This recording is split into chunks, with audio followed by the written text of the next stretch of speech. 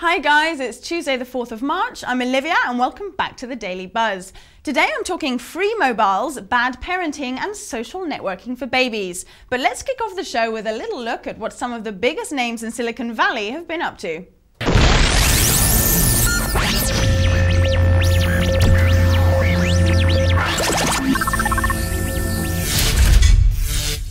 Boys.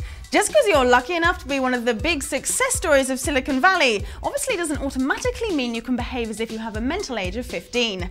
As perfectly illustrated by two of the biggest bloggers both sides of the pond, Michael Arrington from TechCrunch and Frenchman Meur, whose new company Seismic has been invested in by TechCrunch.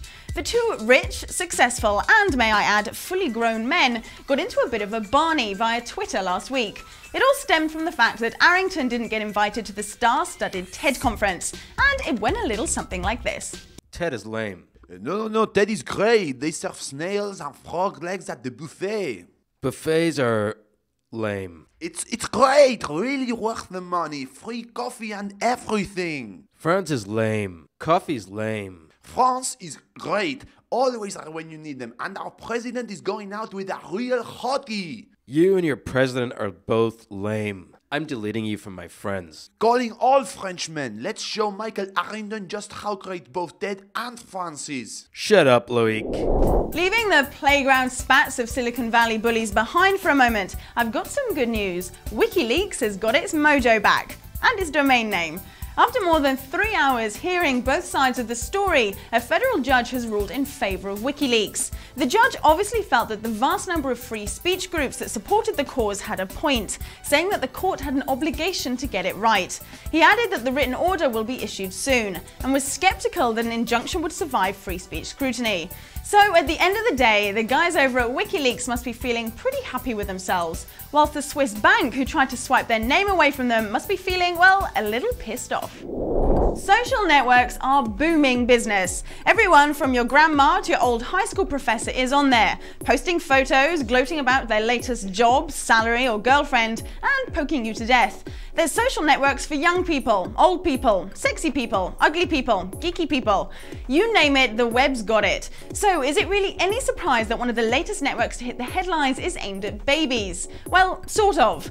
Totspot, which is still in private beta at the moment, is really targeted at new parents who want to publish stuff about their kids, collect memories from friends and families, and hook up with other baby-carrying hipsters.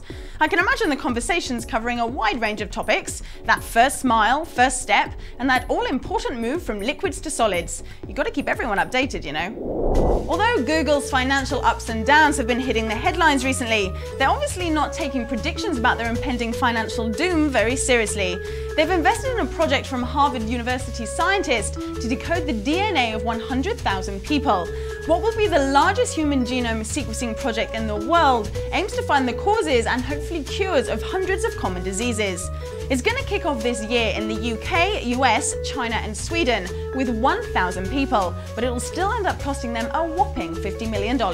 It looks like Google just can't get enough of this whole indexing business. If they have their way, then I'm sure one day the term Googling yourself will have a whole different meaning.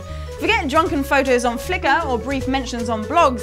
You'll be able to type in your name and retrieve your own personal genetic makeup. Cool bananas.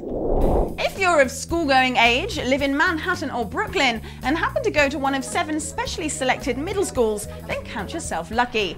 In a program that affects 2,500 students, education officials are giving away flip phones to students that score good grades. Yeah, you heard me right. Called the Million Motivation Campaign, it works a little like this. You behave well or score top marks and bam, you get yourself a nice new shiny mobile. However, there's a catch. In New York, it's actually forbidden to use mobile phones during class time.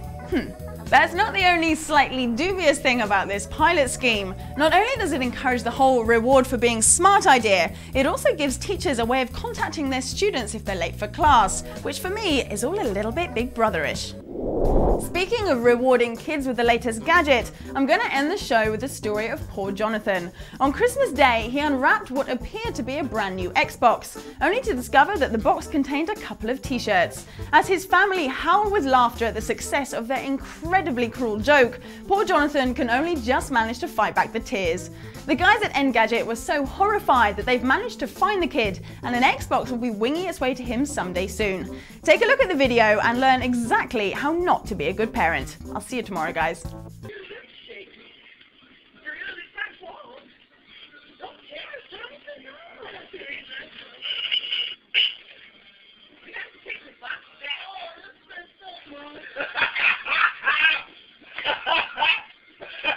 Johnson!